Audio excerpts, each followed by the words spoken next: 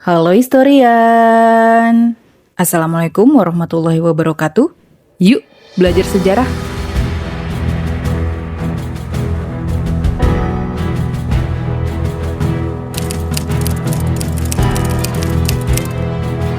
Tinggal beberapa jam lagi, kita akan meninggalkan tahun 2025 dan memasuki tahun yang baru. Di berbagai belahan dunia, jutaan orang tengah bersiap menyambut detik-detik pergantian tahun menuju 2026 dengan kembang api, trompet, dan resolusi baru. Tapi tahukah historian, mengapa kita sepakat bahwa tahun berakhir di tanggal 31 Desember? Bagi kita sekarang, 1 Januari adalah kepastian mutlak. Tapi bagi nenek moyang kita, waktu adalah teka-teki yang terus berubah. Pada video kali ini, saya akan mengajak historian melakukan perjalanan melintasi ribuan tahun untuk melihat bagaimana ambisi politik, pengamatan bintang, dan dogma agama membentuk cara kita menghitung usia dunia. Bagaimana sejarah lengkapnya? Yuk tonton video ini sampai selesai.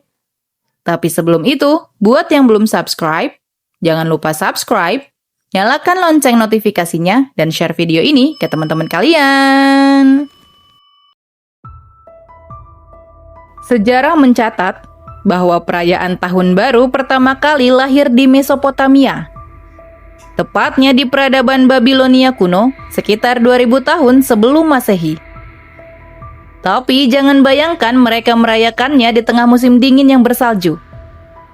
Bagi bangsa Babilonia, Tahun Baru dimulai pada saat equinox musim semi, yaitu saat siang dan malam memiliki durasi yang sama, yang biasanya jatuh pada pertengahan Maret. Ini adalah saat di mana alam menunjukkan tanda-tanda kehidupan kembali setelah musim dingin yang mati.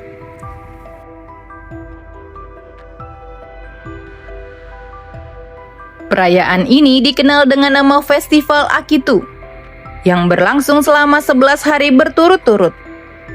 Akitu bukan sekadar pesta pora, melainkan ritual keagamaan yang sangat sakral untuk menghormati kemenangan dewa utama mereka, Marduk, atas Dewi Laut yang melambangkan kekacauan, Tiamat. Selama festival ini, status raja juga diuji. Sang raja harus menanggalkan atribut kebesarannya dan mengakui kesetiaannya di hadapan dewa, agar kekuasaannya diperpanjang untuk tahun berikutnya.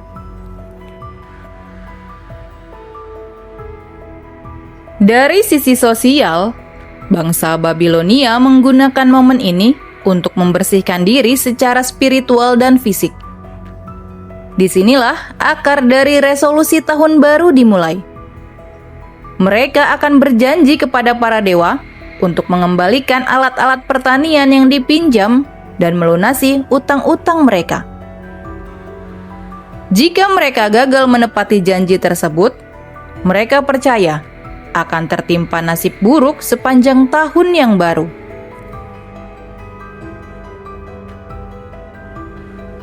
Secara astronomis, penentuan awal tahun di Maret sangatlah logis bagi masyarakat agraris. Maret adalah masa tanam, awal dari siklus pangan yang akan menghidupi kerajaan. Bagi mereka, waktu tidak dipicu oleh angka di atas kertas, melainkan oleh pergerakan matahari dan pertumbuhan tunas di ladang. Inilah fondasi awal bagaimana manusia mencoba mensinkronkan hidup mereka dengan keteraturan semesta.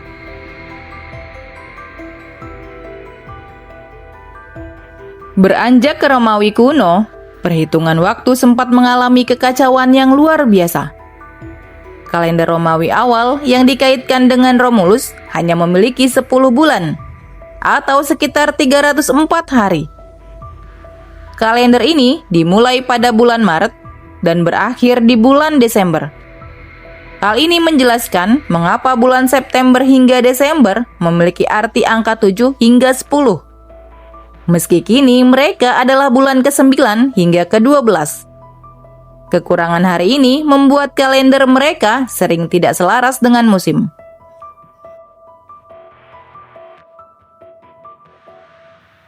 Untuk menutupi kekurangan tersebut, Raja Numa Pompilius kemudian menambah bulan Januari dan Februari.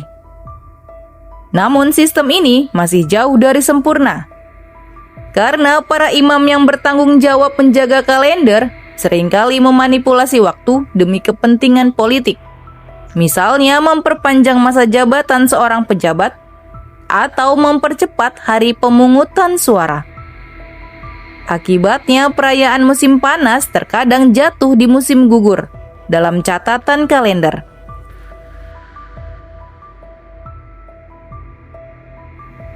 Hingga akhirnya muncul sosok Julius Caesar pada tahun 46 sebelum Masehi. Menyadari bahwa sistem yang ada sudah rusak parah, Caesar berkonsultasi dengan ahli astronomi Alexandria bernama Sosigenes. Dia memutuskan untuk meninggalkan kalender berbasis bulan atau lunar dan beralih sepenuhnya ke kalender berbasis matahari atau solar. Untuk memperbaiki selisih waktu yang sudah terlampau jauh, Caesar terpaksa memperpanjang tahun 46 sebelum Masehi menjadi 445 hari, yang kemudian dikenal sebagai Tahun Kebingungan. Caesar menetapkan 1 Januari sebagai awal tahun baru, sebagai bentuk penghormatan kepada dewa Janus. Janus adalah dewa segala pintu dan permulaan, yang memiliki 2 wajah. Satu menatap ke belakang, dan satu menatap ke depan. Dengan keputusan politik ini, tradisi tahun baru musim semi mulai memudar. Dan konsep 1 Januari sebagai gerbang waktu mulai tertanam kuat dalam administrasi Kekaisaran Romawi yang luas.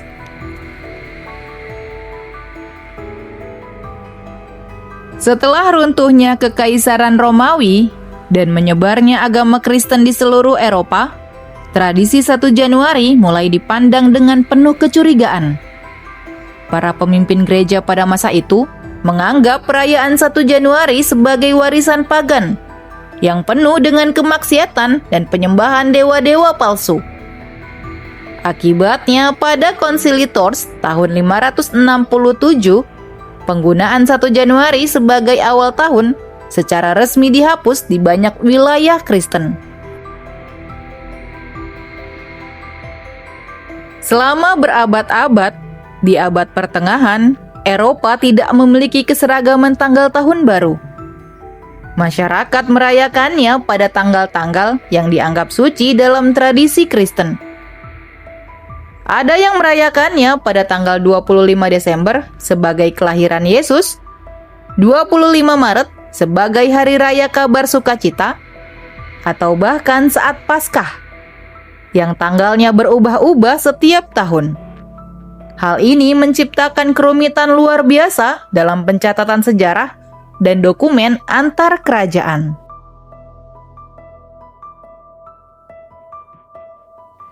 Ketidakteraturan ini mencerminkan dominasi gereja atas aspek kehidupan sipil. Waktu bukan lagi milik kaisar, melainkan milik Tuhan.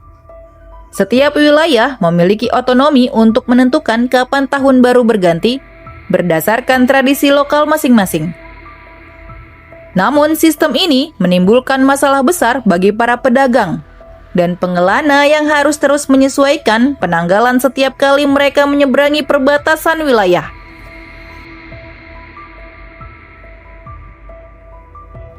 Meskipun secara resmi 1 Januari dilarang, masyarakat di beberapa tempat tetap mempertahankan tradisi lama secara sembunyi-sembunyi. Pertentangan antara aturan gereja dan kebiasaan lama Romawi ini berlangsung selama hampir 1000 tahun. Hingga kebutuhan akan standarisasi global menjadi tidak terelakkan seiring dengan berkembangnya ilmu pengetahuan dan navigasi samudra. Masalah utama pada kalender Julian milik Caesar adalah bahwa dia sedikit terlalu panjang. Dia menghitung 1 tahun matahari sebagai 365,25 hari. Padahal sebenarnya sekitar 11 menit lebih pendek. Selama berabad-abad, selisih 11 menit ini menumpuk hingga menyebabkan kalender meleset sekitar 10 hari pada abad ke-16. Hal ini membuat perayaan Paskah jatuh semakin jauh dari ekuinoks musim semi yang seharusnya menjadi patokannya. Pada tahun 1582, Paus Gregorius XIII turun tangan untuk melakukan reformasi total. Dengan bantuan astronom Christopher Clavius, dia memperkenalkan kalender Gregorian. Untuk memperbaiki kesalahan masa lalu, Paus memerintahkan agar setelah tanggal 4 Oktober 1582, masyarakat langsung melompat ke tanggal 15 Oktober. Lompatan tanggal ini didasarkan pada Konsili Nisea tahun 325 Masehi, saat gereja menetapkan ekuinoks musim semi pada 21 Maret. Reformasi ini juga secara tegas menetapkan kembali 1 Januari sebagai hari pertama tahun baru untuk mengakhiri kebingungan abad pertengahan.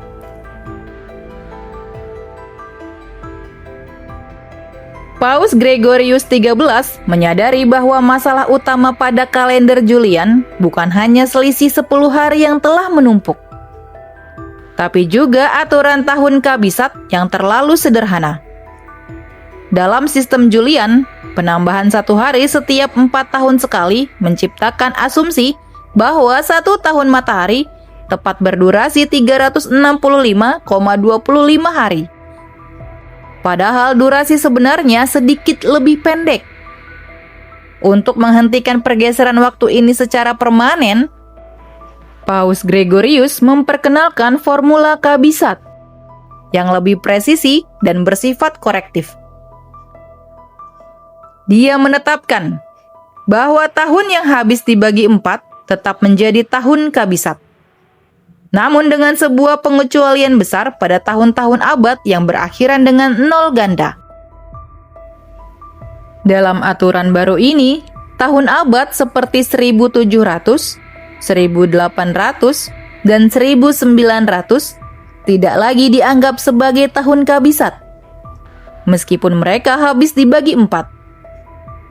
Tahun-tahun abad tersebut hanya boleh dianggap sebagai tahun kabisat jika habis dibagi oleh angka 400. Inilah alasan mengapa tahun 2000 yang lalu merupakan tahun kabisat, sedangkan tahun 2100 mendatang tidak akan memilikinya. Dengan menghilangkan 3 hari kabisat setiap 400 tahun, Paus Gregorius berhasil memangkas kelebihan waktu 11 menit yang sebelumnya menghantui sistem Julian. Reformasi matematika ini membuat rata-rata 1 tahun kalender menjadi 365,2425 hari. Sebuah angka yang sangat mendekati presisi astronomis sejati. Sehingga kalender kita tidak akan bergeser 1 hari pun selama lebih dari 3 milenium ke depan. Namun, dunia tidak langsung setuju. Negara-negara Katolik seperti Italia, Spanyol, dan Prancis segera mengadopsinya. Sebaliknya, negara-negara Protestan seperti Inggris melihat ini sebagai konspirasi kepausan dan menolak mentah-mentah. Inggris dan koloni Amerikanya baru beralih ke kalender ini pada tahun 1752. Sementara itu, Rusia baru mengadopsinya setelah revolusi Bolshevik pada tahun 1918 karena pengaruh kuat gereja Ortodoks.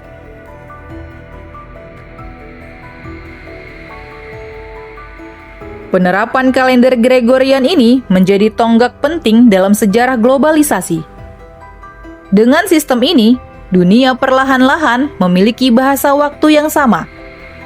Meskipun didasari oleh kepentingan agama Katolik untuk menentukan tanggal Paskah, ketepatan astronomisnya membuat kalender ini menjadi standar internasional untuk urusan bisnis, sains, dan diplomasi hingga saat ini.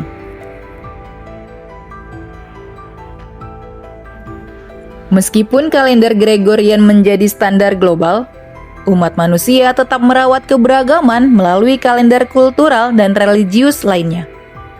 Perbedaan mendasar terletak pada acuan yang digunakan.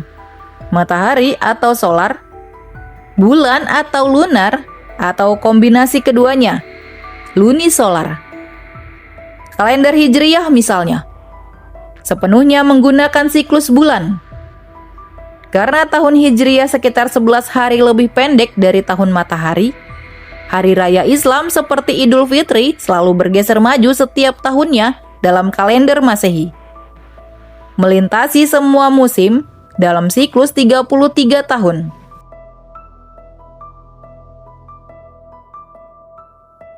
Berbeda dengan Hijriyah, kalender Saka yang berasal dari India dan sangat berpengaruh di Nusantara, terutama Bali, merupakan kalender lunisolar. Tahun baru Saka, yang kita kenal sebagai Hari Raya Nyepi, biasanya jatuh pada bulan Maret. Keunikan Saka adalah dia merayakan tahun baru bukan dengan pesta, melainkan dengan keheningan total, pembersihan diri, dan meditasi. Ini adalah bentuk refleksi mendalam bahwa pergantian waktu seharusnya dimulai dengan ketenangan jiwa.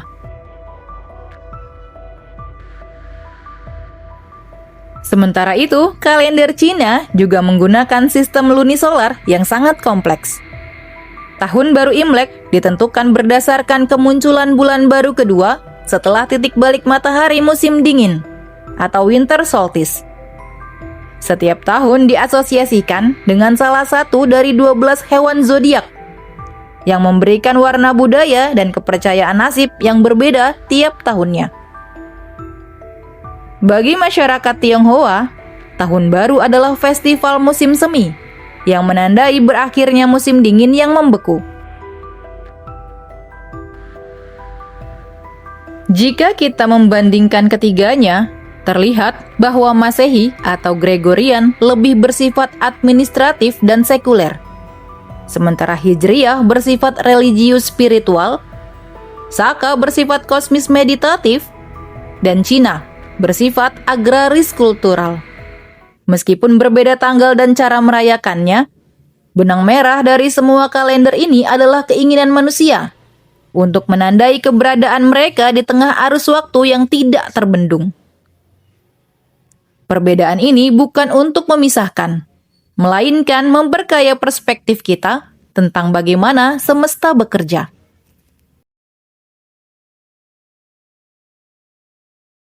Itu tadi sejarah panjang perayaan Tahun Baru 1 Januari dan penentuan kalender Masehi yang kita pakai sampai sekarang. Dari persembahan di kuil-kuil Babilonia hingga kemegahan kembang api yang akan kita saksikan menyambut tahun 2026 nanti, Tahun Baru tetap menjadi simbol harapan universal. Sejarah membuktikan bahwa angka-angka di kalender kita adalah hasil dari ribuan tahun perdebatan, observasi bintang, dan kebijakan para pemimpin besar. Tapi, terlepas dari apakah Tahun Baru historian jatuh pada 1 Januari, saat Nyepi, atau saat Imlek, esensinya tetap sama. Sebuah kesempatan untuk menutup buku lama dan menulis lembaran yang baru. Selamat menyongsong masa depan, karena setiap detik adalah sejarah yang sedang kita tulis bersama.